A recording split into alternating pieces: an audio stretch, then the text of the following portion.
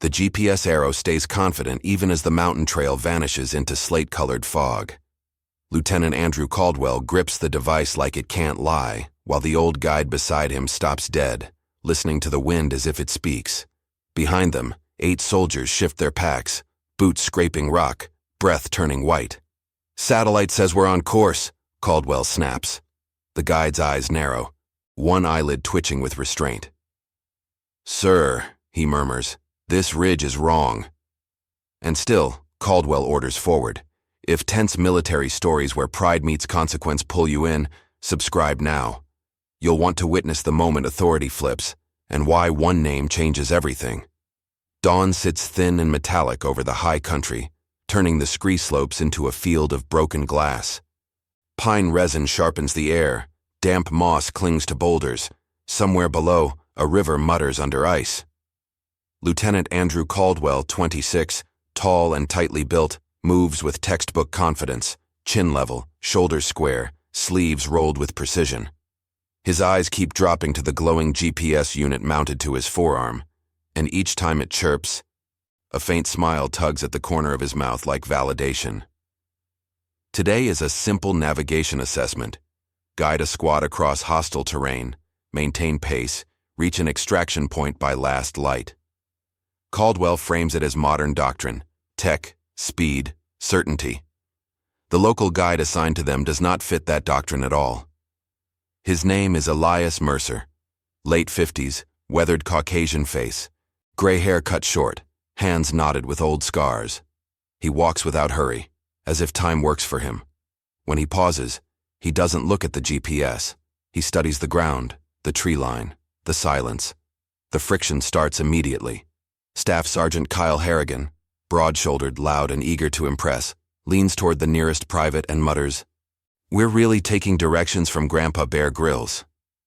The private, Noah Whitaker, glances at Mercer's back and forces a small laugh, then swallows it when Mercer turns his head just slightly, like he heard the joke through the fog.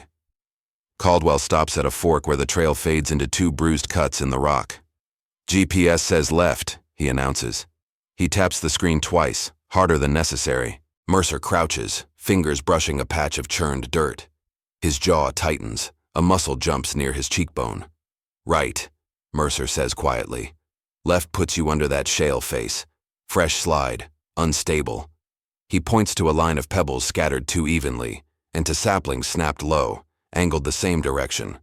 Signs that look accidental until you can't unsee them. That's the first breadcrumb. Nature warning of movement that satellites don't register. Caldwell's nostrils flare.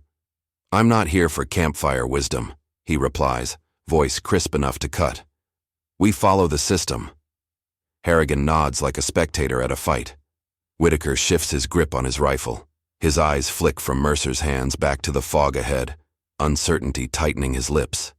Mercer rises slowly, expression sealed. But his gaze lingers on Caldwell's GPS a beat too long, measuring it, almost pitying it. And as Caldwell steps left, the fog ahead seems to thicken, swallowing the path like a mouth. 2 hours before the scheduled extraction, the fog turns from slate to bone white and starts moving sideways, shoved by a wind that smells like wet stone. The ridge narrows to a spine. To the left, a shale bowl drops away into nothing. To the right, black pines claw up from a ravine. The squad strings out single file, packs bumping, metal quietly ticking. Lieutenant Andrew Caldwell keeps his wrist angled so the GPS stays in his peripheral vision, the arrow still insisting they're on track. Each time the device chirps, Caldwell's mouth tightens into that small, pleased line, like the mountain itself is conceding. Elias Mercer walks beside him without matching the pace. He pauses, tilts his head, listens. His eyes don't roam like a tourist's. They lock onto details. A ribbon of torn lichen on a rock face. A scatter of pine needles arranged too neatly, the way the wind suddenly dies for 3 seconds and returns from a different direction. A muscle ticks once in his jaw. "Pick it up," Caldwell calls back. "We're burning daylight." Staff Sergeant Kyle Harrigan answers loud enough for everyone. "Hear that? Sir's got us on the express lane." He flashes a grin over his shoulder, inviting laughs. 2 soldiers oblige. the sound thin and nervous in the fog. Private Noah Whitaker doesn't laugh. He watches Mercer's boots instead, how they step around patches of damp soil without looking, how the older man avoids a flat rock that seems harmless. Whitaker's brow pinches. His fingers flex around his sling, then relax, then flex again. At 14:10, the ridge opens into a shallow saddle. The wind funnels through it, cold as a freezer door. In the center sits a dead tree, split down its trunk, bark peeled in long strips that flutter like flags. Mercer stops so abruptly the soldier behind him nearly collides. The guide lifts a hand, still, flat, command-like. Caldwell turns, irritation flashing across his eyes. What now? Mercer points with 2 fingers, not dramatic, just precise. That tree is stripped on the north side. Wind doesn't do that here. He nods toward the snow-dusted ground. And these prints, too clean. Someone brushed them. His gaze slides to a cluster of stones arranged in a low crescent, half-buried, unnatural once you notice the symmetry. Breadcrumb 2 lands like a quiet weight. The land is talking in patterns satellites can't read. Harrigan scoffs, stepping closer. We're being hunted by landscaping? He looks at Caldwell for approval. Caldwell's cheeks color slightly, the smallest flare of embarrassment turning into anger. He raises his forearm, tapping the GPS hard enough to make the screen bounce. The system says we cross here.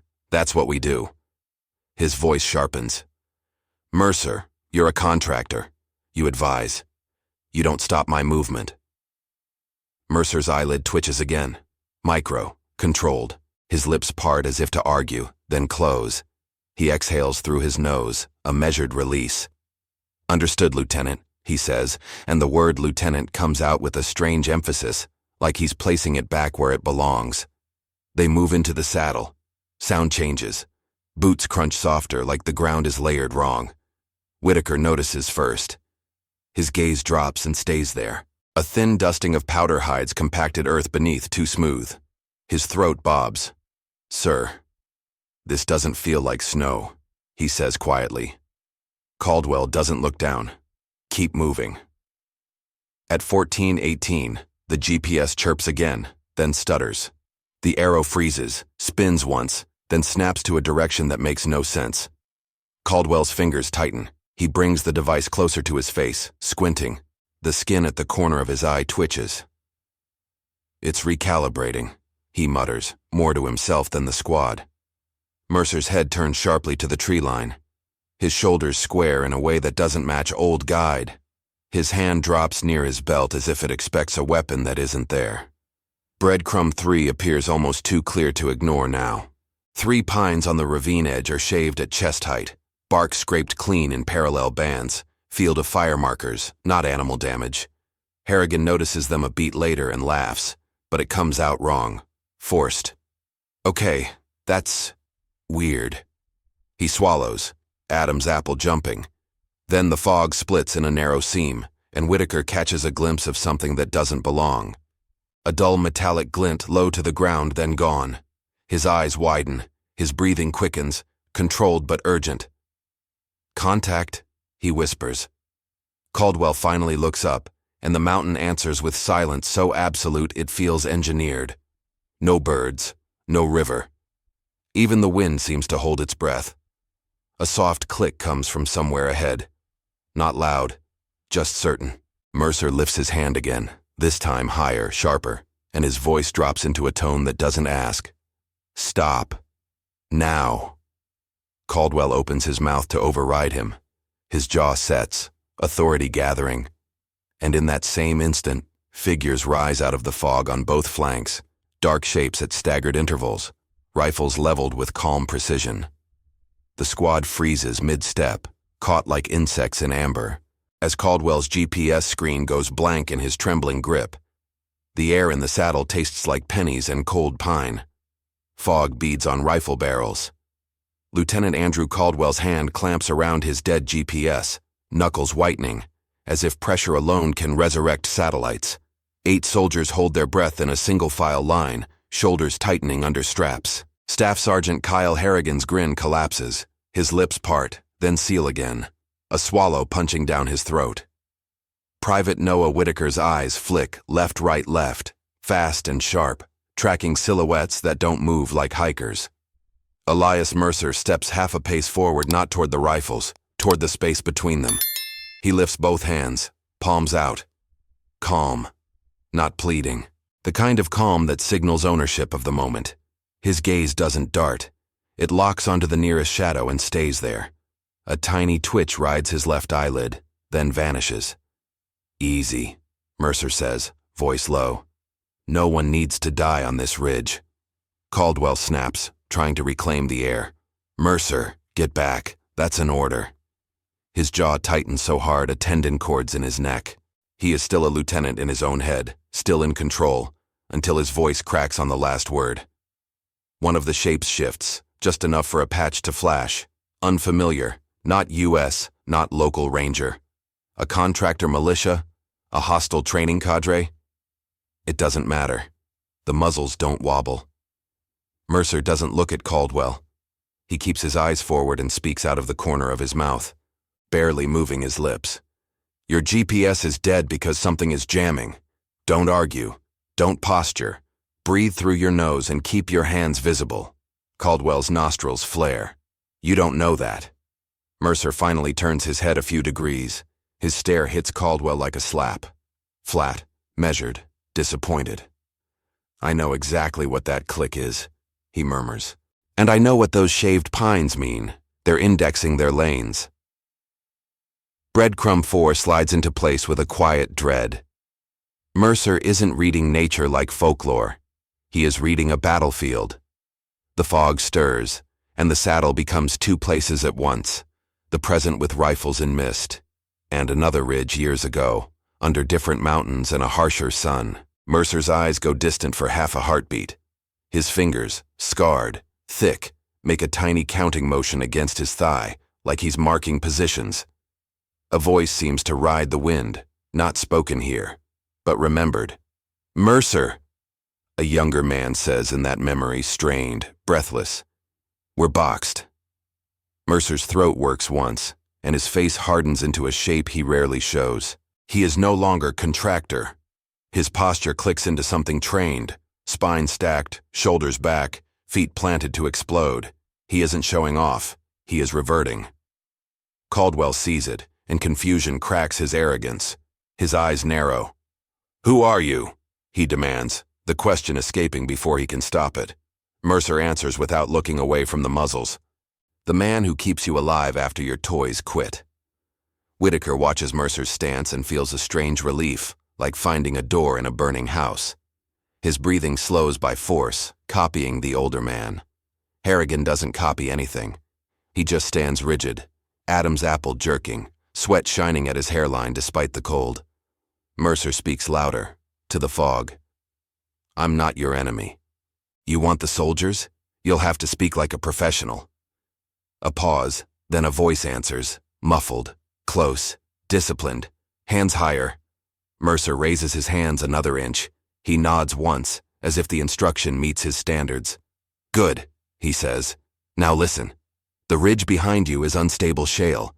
If your people push forward, you start a slide. Everybody dies. If you want control, you hold where you are and we talk. Caldwell's mouth opens, then closes. He can feel his authority draining, replaced by something uglier. The realization that rank doesn't negotiate with terrain.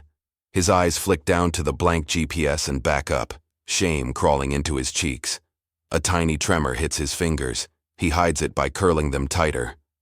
Mercer's voice drops again, aimed at Caldwell like a knife slipped under armor. You ignored the snapped saplings. You ignored the brushed tracks. You walked us into the kill pocket. You don't fix this by barking. The words land, and Caldwell's face tightens. Anger, humiliation, fear, cycling so fast it becomes a grimace. He swallows hard, then forces one question through clenched teeth. Why do you know all this? Mercer's eyes reflect fog light, pale and steady. Because I spend years in places where maps lie, he says, and because I learned the cost of being stubborn. He inhales, slow. Exhales, slower. The mist smells suddenly like cordite that isn't there yet.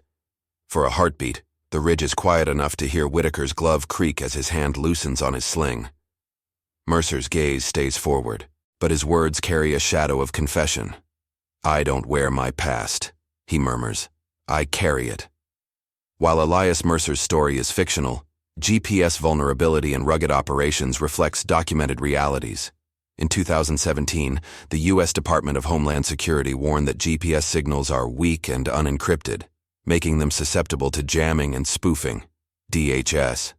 Improving the operation and development of Global Positioning System, GPS equipment, 2017. Military units train for degraded navigation using terrain association and dead reckoning because over-reliance can become a systemic risk, requiring continued awareness and reform. The fog voice shifts again, closer now, as if stepping downhill. "Name," it demands. "Who are you?" Mercer's eyelid ticks, one last flicker of restraint, then stillness. He speaks clearly, each syllable placed like a badge set on a table. "Elias Mercer," he says, "and you're standing in my corridor." Caldwell blinks, thrown by that phrase, "my corridor," like the ridge belongs to the old guide. The lieutenant's pride tries to rise, but it meets Mercer's calm and breaks. Mercer keeps his palms up, but his presence expands, filling the saddle. "If you came for a show of force," he calls into the white, "you already got it. If you came for blood, you'll earn your own." A beat of silence follows, measured, evaluating, and somewhere beyond the fog, a radio squelch crackles to life, thin and electric, as if a higher chain of command is waking up. And recognizing a voice it never forgets. The radio squelch slices through the fog like a razor through cloth.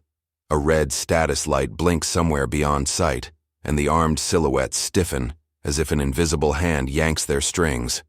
Lieutenant Andrew Caldwell feels his pulse hammer in his throat. His lips press into a thin line that tries to look like resolve. It fails. His eyes keep darting to the black GPS screen, then to Elias Mercer's steady hands, palms still open, fingers relaxed. Too relaxed for a man staring down rifles.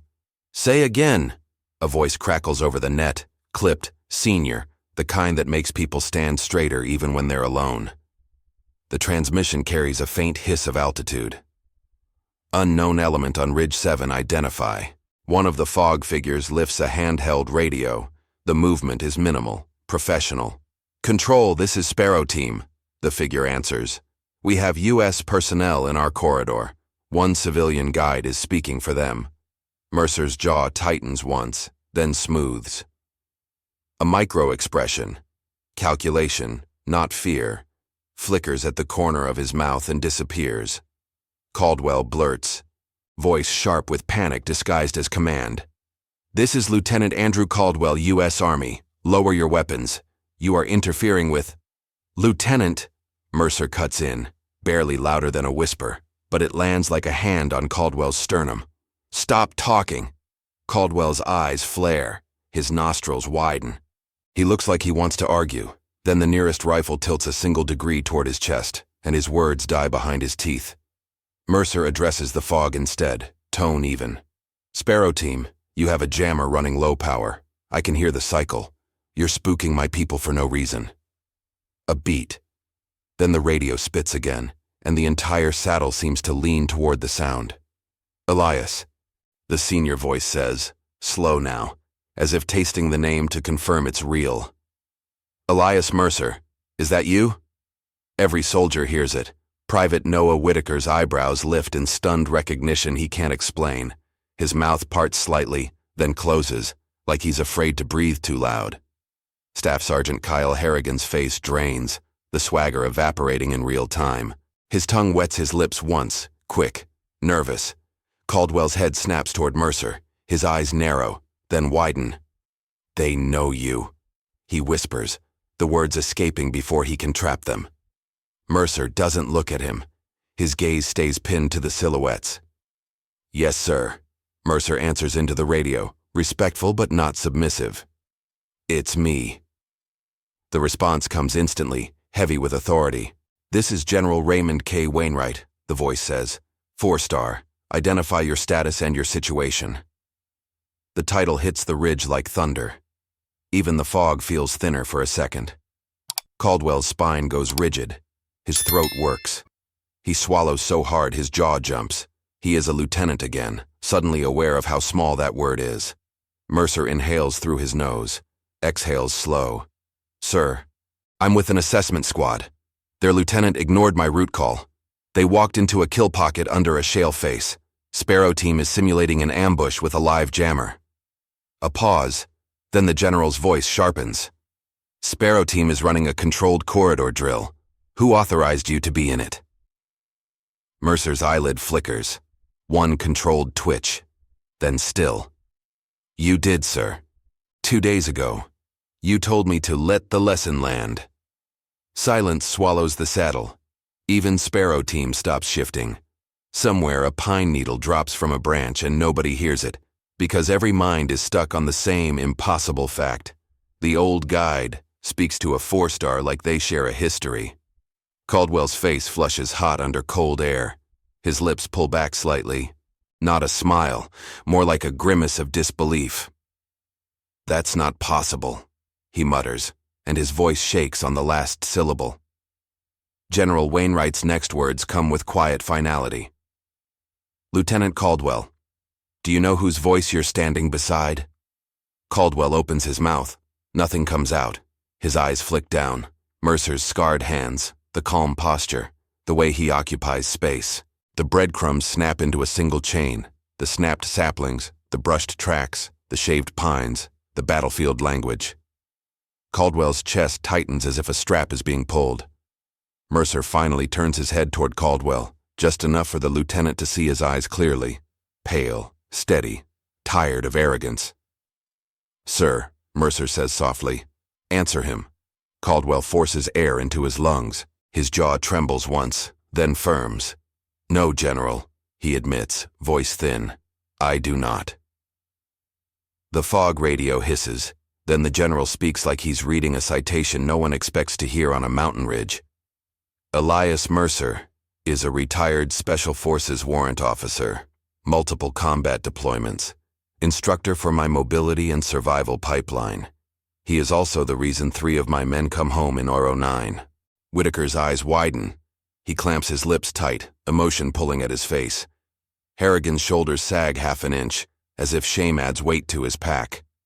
Caldwell's cheeks burn, and his gaze drops involuntarily to the dead GPS in his grip. Plastic and silence, suddenly pathetic. Mercer's expression doesn't gloat. It doesn't punish. It simply holds. General Wainwright continues, colder now. Lieutenant Caldwell, you are in a corridor my people control. Your GPS fails because we make it fail. Your survival depends on the man you dismissed. Caldwell's fingers loosen. The GPS nearly slips from his palm before he catches it again, an ugly little scramble that betrays him. His eyes flick up to Mercer, and for the first time there is no argument left in his face.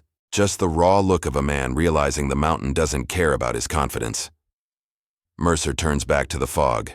General, he says, permission to take command long enough to extract them without anyone getting hurt. A short beat. Granted, the 4-star says, and Mercer, make the lesson stick. Mercer's shoulders square.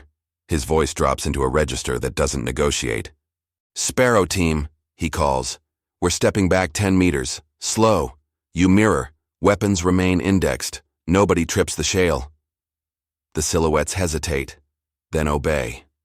Caldwell stands frozen, watching control shift like a tide he can't stop, realizing the next move decides whether pride survives. Or people do. 10 minutes after the 4 stars granted, the saddle feels different. Same fog. Same rifles. But the air now has a shape, a discipline. Elias Mercer keeps his hands up for another breath, then lowers them slowly, palms open, showing nothing hidden. His boots place themselves with surgical care, heels kissing rock instead of grinding it. He glances once at the shale face above, eyes narrowing, a tiny crease forming between his brows. Then he looks back to the line of soldiers. Whitaker, Mercer says, voice calm and absolute. You're my rear watch. Harrigan, your front. Caldwell, Center, you move when I move. Lieutenant Andrew Caldwell swallows. His throat bobs hard. He tries to answer like an officer. Roger. The word comes out tight, shaved down by humiliation. His fingers flex around the dead GPS. Then he forces himself to clip it to his forearm like a surrendered weapon.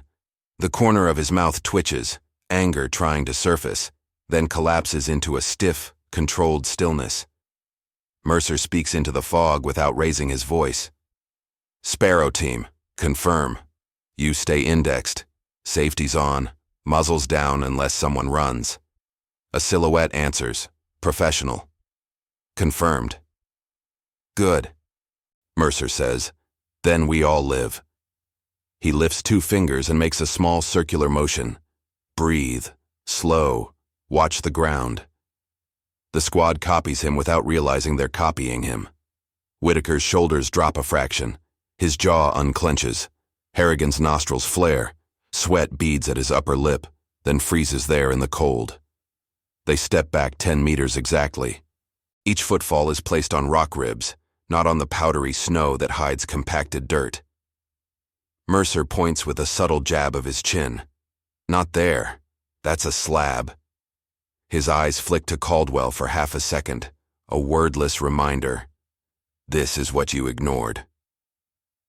Caldwell's gaze drops, cheeks hot, and he nods once. At the edge of the saddle, Mercer stops and listens again. The fog presses close like damp cloth. Pine resin and cold stone mix in the air. The ravine below exhales a wet, mineral breath. Mercer's eyelid ticks, micro, controlled. Then his face goes blank in a way that is not emptiness, but focus. Freeze, he murmurs. The squad freezes. A thin tink sounds above them, pebbles kissing each other. Then another. A small cascade begins, hesitant, like the mountain is thinking about it. Harrigan's eyes widen, his mouth opens. A whisper leaks out. Oh. Mercer cuts him off with a single look. Harrigan's lips snap shut. His Adam's apple jumps. Mercer raises his voice just enough to reach the silhouettes. Sparrow team, you shift one body left, you start a slide. You want a lesson? Fine. You want a rescue? Follow my lane. The fog figure hesitates. Just a heartbeat too long. Mercer's tone hardens, steel wrapped in quiet. General Wainwright is listening. Immediately. Copy. Sparrow team answers. Holding. The pebbles stop. The mountain decides against killing them, this time. Caldwell exhales shakily through his nose. His eyes flick to Mercer's hands, then to the ground, then away, like he can't stand how simple the solution looks when someone competent holds it. He clears his throat. Mercer. Elias. I misjudged you. Mercer doesn't turn. You misjudged the terrain, he replies. And you mistook a tool for a plan. They move again, now angling toward the right cut in the rock, the route Mercer names hours ago. The fog thins in faint streaks, revealing black pines and a narrow ledge that snakes along the ridge like an old scar. Whitaker watches Mercer's feet and mirrors them. His brow tightens in concentration, then relaxes when it works. A small, relieved breath escapes him, almost silent. 27 minutes later, the squad reaches a firmer shelf where the shale face no longer overhangs. Mercer lifts a fist. Halt. He scans the tree line, eyes sharp. Then he speaks into the radio, crisp and controlled. General Wainwright, assessment squad is out of the kill pocket. No injuries. Sparrow team maintained control. Outstanding, the general replies. Now give me Lieutenant Caldwell. Caldwell stiffens, then steps closer to Mercer's shoulder like a man approaching a judge. He keys the handset with fingers that tremble once before he stills them. General, Lieutenant Caldwell. The reply lands like a verdict. Lieutenant, you gamble 8 lives on a screen that can be turned off by a teenager with the right equipment. You dismiss a man with more field time than you've been alive. Explain. Caldwell's face tightens. His eyes blink once, too slow. He searches for the old armor, confidence, excuses, doctrine, but it doesn't fit anymore. I believe the system removed human error, he says. His voice cracks at the edge, then steadies. I was wrong. I became the error. A quiet pause.